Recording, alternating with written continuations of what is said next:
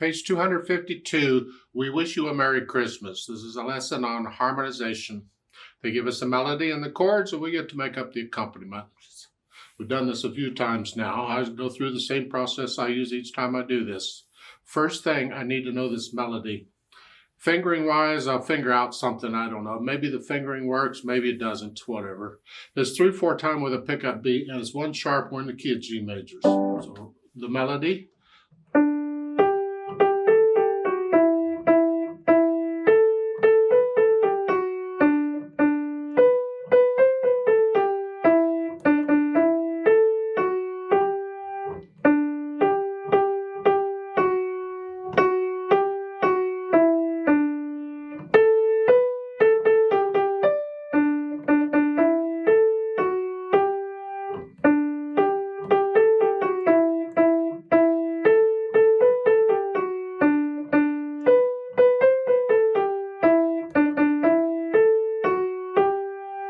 The DCL Fini and all that, okay.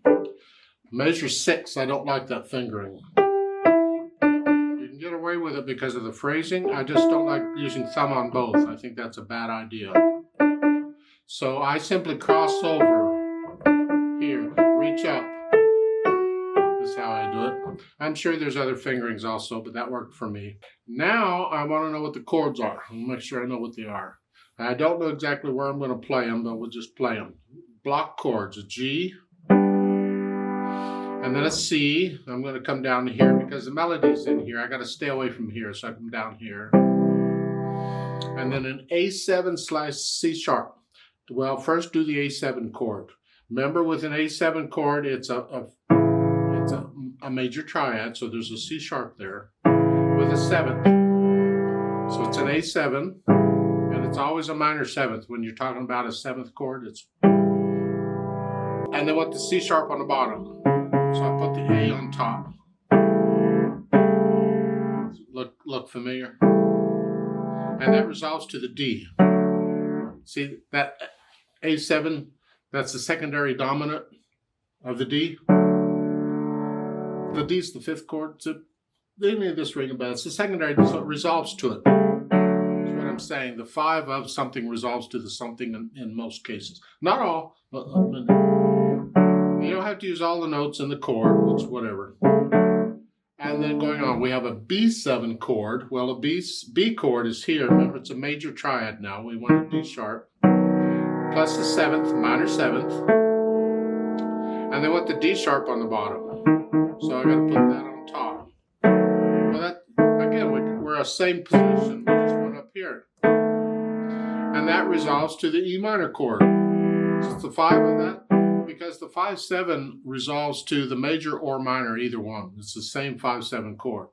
It could have resolved to an E major chord, but E minor works too. Going on measure 7, now we have an A minor chord. A minor is here, or here, I'm come down here. It's not a 7th, it's just A minor. They went to C on the bottom, so that's here. So I went from the E minor to the A minor with the C on the bottom. And now D7, just a regular D7 in root position, because that's the D7 and the G.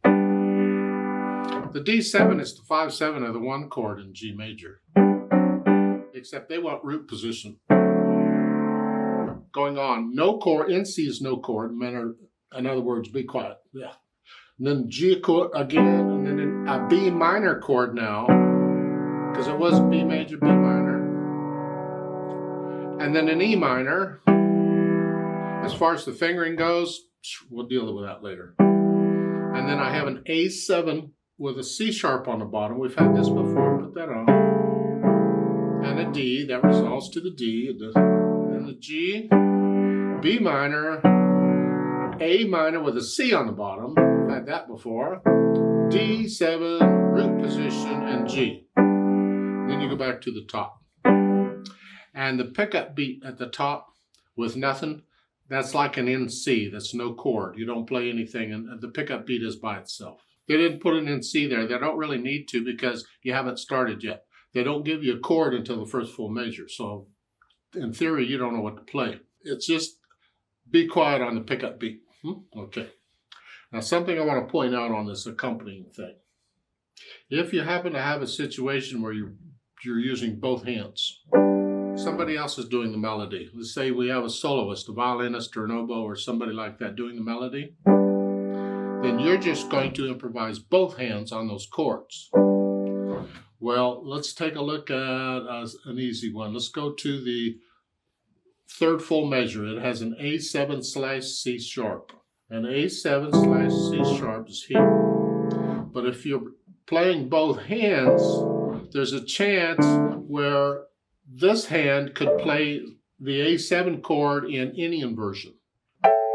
And it doesn't have to play all the notes, whatever. But the left hand, whatever it is, has to play a C sharp on the bottom. So the left hand might just be playing one note, the root chord. Here, go back to the first full measure, G, and then a C. See, I'm playing the root of the chord in the left hand. I'm playing whatever I want in the right hand. And then an A7 here. The point is, when they tell you the root like this, if it's both hands, the left hand's going to do the root and the other hand can do whatever. Here, one hand does it all, so the left hand has to do the root or whatever the bottom note says and the chord both. Now that's a little extra. If that confuses you, that's fine. We'll get to a piece where we do that a little later, I'm sure. Now I want to hear the melody and the harmony together. Now again, it's just block chords here, so it's here. Let's see. A7 with C sharp on the bottom. D. B7 with a D sharp on the bottom. E minor. A minor with a C on the bottom. D7. So I go through and I play the chords and the melody. Because if it doesn't sound quite right, I might have a chord wrong, or the melody's wrong, or something's wrong. I don't know what's wrong. Have a cup of coffee. But you figure it out. Make sure it sounds okay. Then we do something with this left hand. We don't want to play block chords. They're giving a suggestion with the chuck, chuck, because 3/4 time.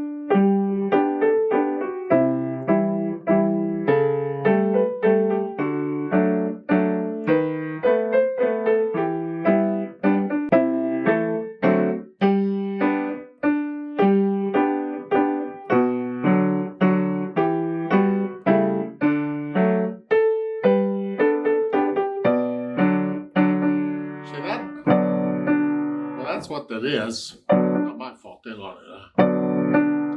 You don't have to do the chuck all the time. If it sounds bad, change the rhythm.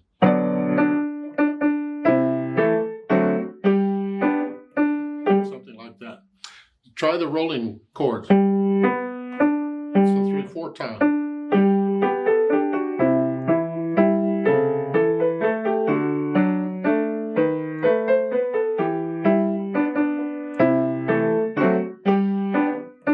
Or maybe do one pattern for a while and then another pattern for another. See the two sections. You got the first section, section A, and then section B is after that, Fine.